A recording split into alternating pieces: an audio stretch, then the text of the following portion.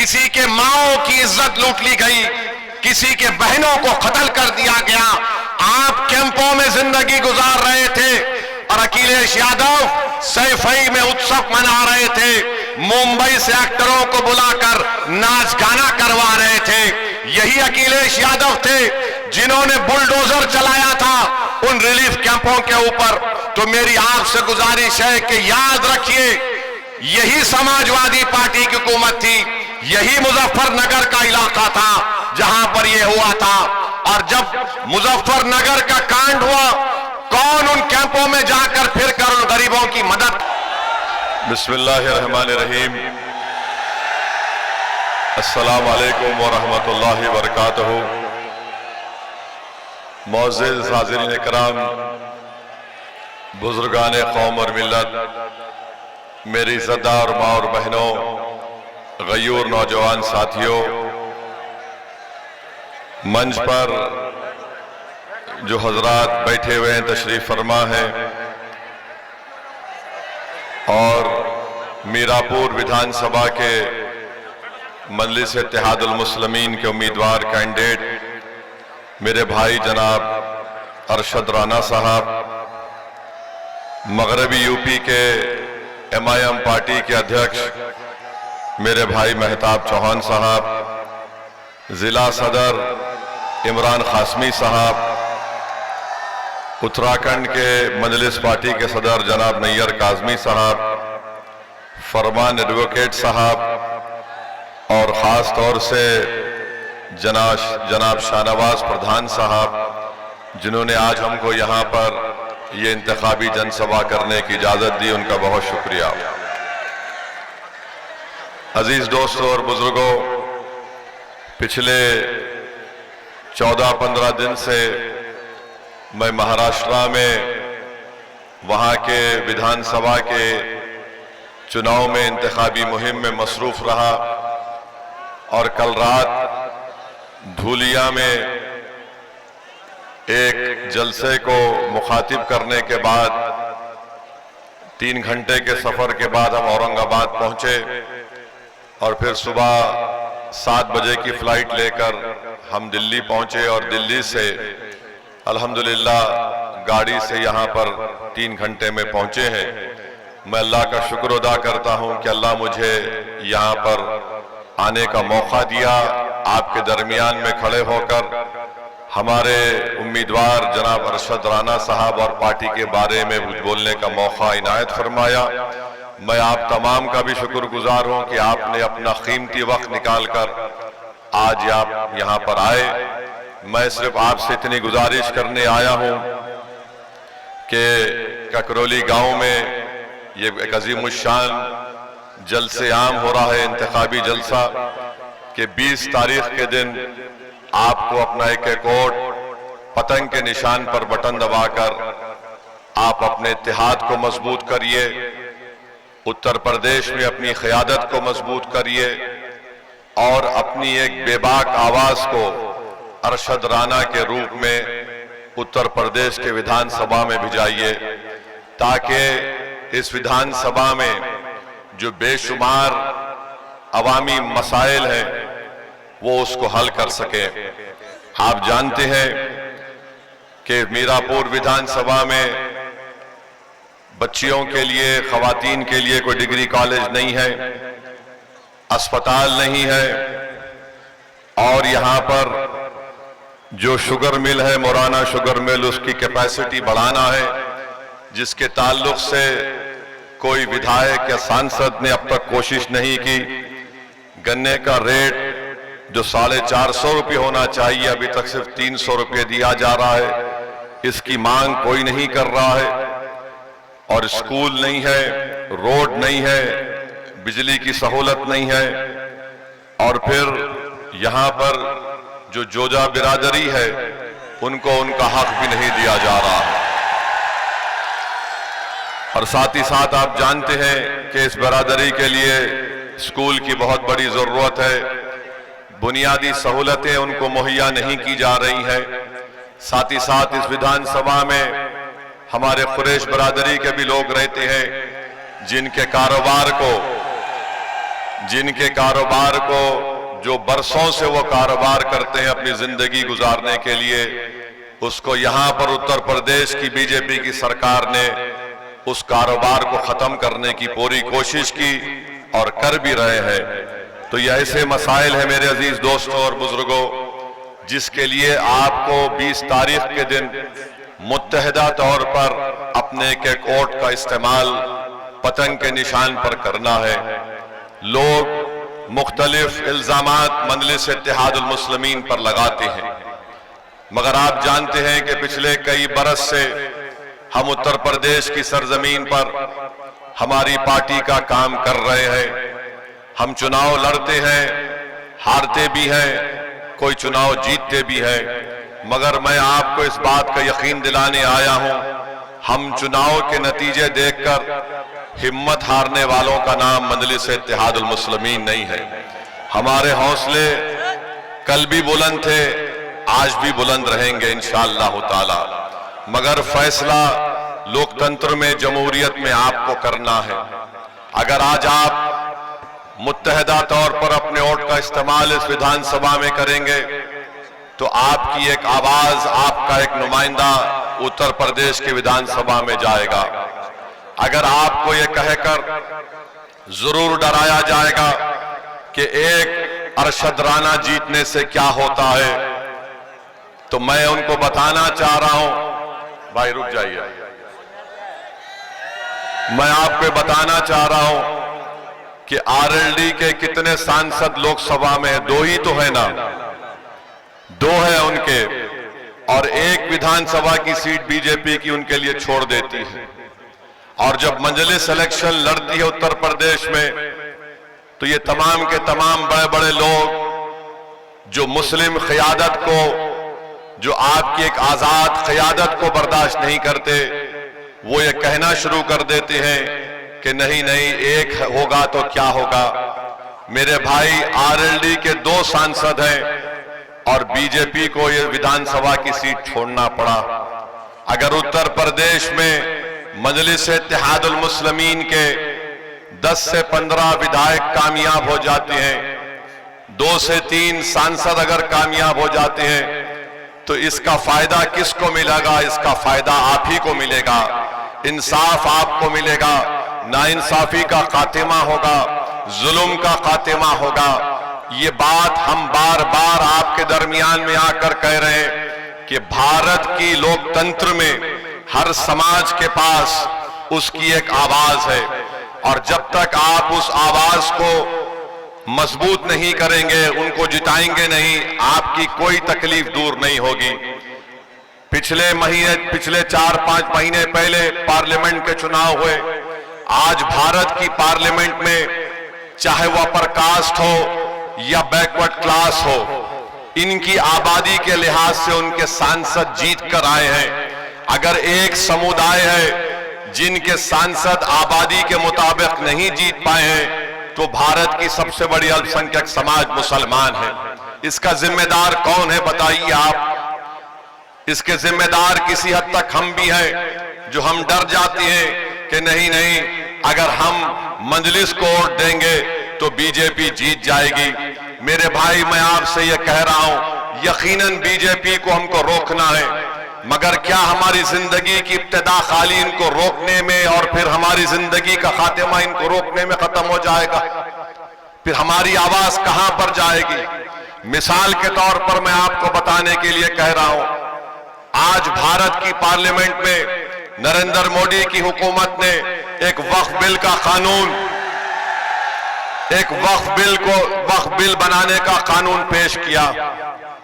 अगर मजलिस इत्तेहादुल मुस्लिमीन के कम से कम 3 MP होते, इम्तियाज जलील अगर औरंगाबाद से कामयाब हो जाते, अख्तरुल ईमान बिहार किशनगंज से कामयाब हो जाते, तो क्या मोदी इस तरह की हरकत करने के बारे में सोचते?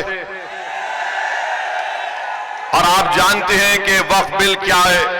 ये जो वक्फ बिल नरेंद्र मोदी ने भारत के पार्लियामेंट में पेश किया, ये बिल ये कहता है कि कल अगर ये बिल कानून बनेगा तो कल कलेक्टर डीएम ये फैसला करेगा कि वाकई में ये मस्जिद वक्फ है या नहीं, यह खानका वक्फ है या नहीं, मदरसा वक्फ है या नहीं, या कब्रस्तान वक्फ है या नहीं। और वक्फ बाय यूजर को इस बिल में निकाल दिया गया है। मैं जिम्मेदारी के साथ आज आपके दरमियान में ककरौली गांव में खड़े होकर आपसे और उत्तर प्रदेश के तमाम जिम्मेदारों को बता रहा हूं, उत्तर प्रदेश सुन्नी वक्फ बोर्ड में जितनी जायदादें रजिस्टर्ड है 99% वक्फ बाय यूजर है, यानी उसका कोई डीड नहीं है मगर रजिस्टर्ड है। अगर खुदा ना खास्ता यह कानून बीजेपी की हुकूमत बनाएगी तो इन तमाम 99% वक्फ जायदाद का क्या होगा?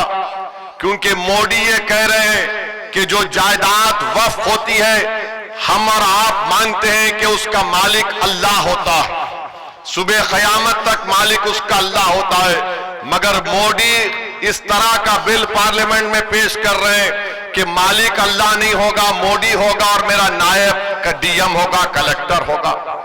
उत्तर प्रदेश में जितनी सुन्नी वक्फ बोर्ड की प्रॉपर्टियां हैं 99% वो वक्फ बाय यूजर है। इस बिल में वक्फ बाय यूजर को उड़ा दिया गया।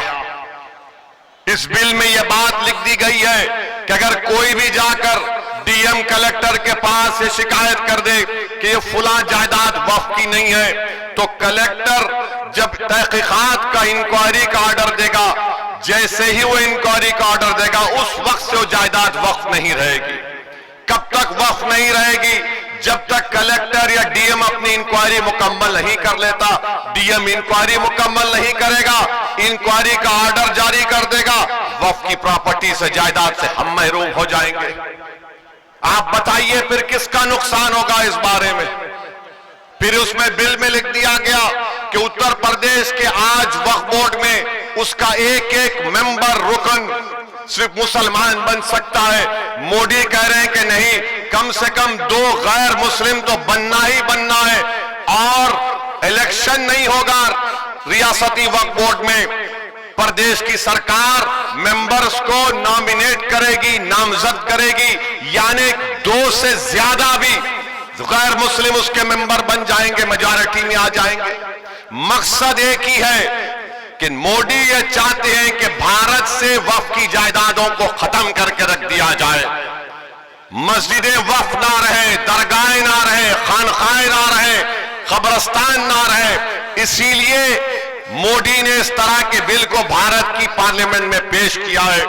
मैं आपको खबरदार कर रहा हूं, मैं आपको बाखबर कर रहा हूं, अगर आज आप नहीं जागेंगे, इस बिल के खिलाफ सदाए एहतजाज नहीं बुलंद करेंगे, तो याद रखिए हम अपनी वक्फ जायदादों को खो देंगे और बाद में रोने से कोई फायदा नहीं।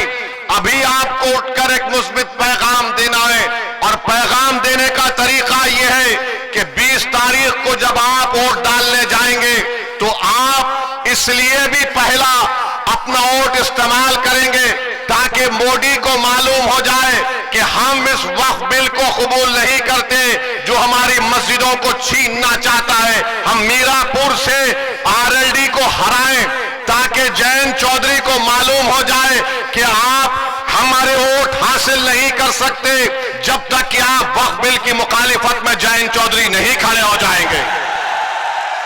तो क्या आप इस वक्फ बिल के खिलाफ वोट देंगे 20 तारीख को? क्या आप अपनी मस्जिद, दरगाहों को, खानखाहों को बचाएंगे? आपने इंशाअल्लाह कह दिया, मगर याद रखिए अगर आप मुत्तहदा तौर पर अपना एक एक वोट मोदी के इस काले बिल के खिलाफ इस्तेमाल करेंगे तो मोदी को भी पैगाम मिलेगा, जयंत चौधरी को भी पैगाम मिलेगा कि मीरापुर की जनता ने जो फैसला दिया है वो सिर्फ मीरापुर की हद तक महदूद नहीं है, बल्कि वो पूरे उत्तर प्रदेश की आवाम ने फैसला दिया है कि हम तुम्हारे इस कानून, इस बिल को नहीं मानते जो हमसे हमारी मसाजिद को और वक्फ की जायदादों को छीनना चाहता है। अब जब वक्फ का बिल पेश हो रहा था पार्लियामेंट में, कौन खड़े होकर मौसर तरीके से संविधान की दफा 25, 26 का हवाला देकर उसकी मुखालिफत में कौन खड़ा हुआ वो पार्लियामेंट के रिकॉर्ड में मौजूद है। दूसरे पार्टी के लोग भी खड़े हुए, समाजवादी के नेता अखिलेश यादव भी खड़े हुए, बिल के बारे में बोलने के बजाय वो कोई और दास्तान सुना रहे थे, वो कोई और ही दास्तान सुना रहे थे। तो मेरे अजीज दोस्तों और बुजुर्गों, याद रखिए, अगर आप मौजूदा हालात में अपने वोट से अपने नुमाइंदों को कामयाब नहीं करेंगे तो जो बरसों से हमारा इस्तेसाल चल रहा है वो जारी और सारी रहेगा। अगर एमआईएम पार्टी जीतती है तो यहां पर भारत की जमहूरियत मजबूत होगी, गरीबों और मजलूमों को एक आवाज मिलेगी, क्योंकि आपने समाजवादी को कभी वोट दिया, कभी बसपा को वोट दिया, कभी आरएलडी को वोट दिया। आप सिर्फ वोट देते हैं मगर आपकी आवाज कोई नहीं उठाता, कोई आपके लिए लड़ने के लिए तैयार नहीं होता। मैं आपको बता रहा हूं, आप याद रखिए, फैसला तो आपका है, जमहूरियत है, आप जिसको चाहे वोट दे दें। मगर अगर आप इस बार भी इस डर में आ जाएंगे कि नहीं ये अरशद राना जीतेगा या नहीं जीतेगा, मेरे भाई, जब जंग करना है जमहूरियत में तो जंग खूब तरीके से करनी चाहिए। हमारा मामला यह है कि जंग करने से पहले हम नतीजे पर पहुंच जाते हैं, जंग करने से पहले हम नतीजे पर पहुंच जाते। अरे हम हार गए तो कैसा, अरे मेरे भाई, मिसाल दे रहा हूं समझाने के लिए, बुरा मत मानिए। 70 साल से वो फलस्तीनी गाजा और मगरबी किनारे में लड़े जा रहे हैं, मर रहे हैं। 40,000 अब तक मर गए, 12 लाख बेघर हो गए, लाखों लोग बेघर हो चुके हैं। मगर उनके हौसले को देखो, वो डर नहीं रहे बल्कि मुकाबला कर रहे हैं। क्यों मुकाबला कर रहे हैं? क्योंकि इजराइल एक जालिम मुल्क है, इजराइल एक जालिम मुल्क है और वो जालिम मुल्क गाजा में नस्लकशी कर रहा है। मगर एक मिसाल देने के लिए आपको बता रहा हूं। दूसरी बात मैं आपके सामने ये अर्ज करना चाह रहा था कि यहां पर अंसारी बरादरी बहुत बड़ी तादाद में है, उनका कारोबार पूरा का पूरा ठप होकर रह गया, कोई नहीं पूछता। आप देखते जाइए बीजेपी क्या कर रही है। जो भी अल्पसंख्यक समाज के लोग अपने हाथ और खून पसीने की कमाई से अपनी जिंदगी गुजारते, उनकी कारोबार को, उनके बिजनेस को खत्म कर दिया जा रहा है। मगर कोई आवाज उठाने वाला ही नहीं, कोई लड़ने वाला ही नहीं। चुनाव आ गया तो सब आ जाते हैं कि भैया को जिताओ, दरी बिछाओ, अपनी जवानी को कुर्बान करो, उसके बाद हम ही मरते हैं, उसके बाद हम ही मरते हैं। तो मेरे अजीज दोस्तों और बुजुर्गों, मेरे भाई आप सुनिए, हां जिंदा है, आप भी जिंदा है, हम भी जिंदा है। हम और आप जब तक जिंदा है उस वक्त तक कयामत नहीं आने वाली, अल्हम्दुलिल्लाह। अब तीसरी जो अहम बात हम आपको बताना चाहते हैं, यहां पर आप जानते हैं कि मंजलिस पार्टी जब लड़ रही है तो मुझे बताया गया कि हस्बे आदत, हस्बे रिवायत हमारे जो सियासी मुखालिफीन हैं वो बोलना शुरू कर दिए, भाजपा का फायदा हो जाएगा, भाजपा का फायदा हो जाएगा। कहां से फायदा होगा मुझे बताओ। अच्छा, यहां पर एक और विधानसभा में उत्तर प्रदेश में चुनाव हो रहा है, करहल में हो रहा है। करहल में बीजेपी का उम्मीदवार कौन है? अखिलेश के भाई धर्मेंद्र का बहन वही लड़ रहा है। तुम अपने परिवार को नहीं रोक सकते और तुम आकर यहां पर मीरापुर में कह रहे हो कि मजलिस लड़ रही है तो फुला को फायदा हो जाएगा।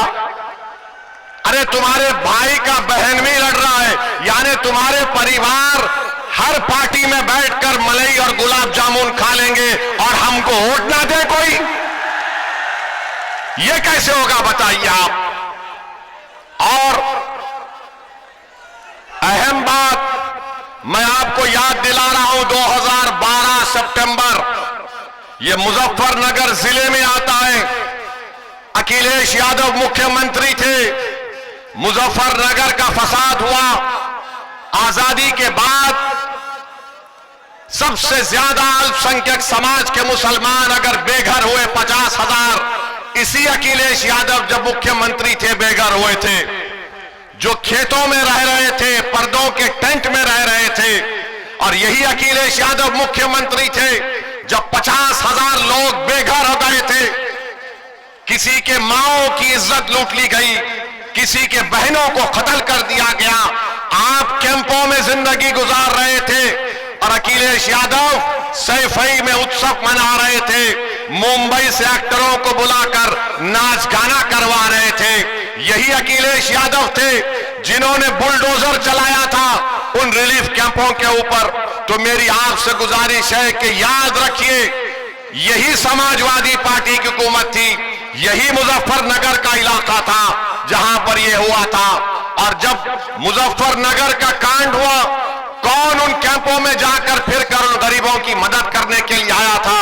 मैं 3 दिन इस कैंपों में रहा, जाकर देखता रहा। उस जमाने में मैं आया और हमारे एक दोस्त शाहनवाज साहब थे, मरहूम जफरयाब जिलानी साहब के साथी थे।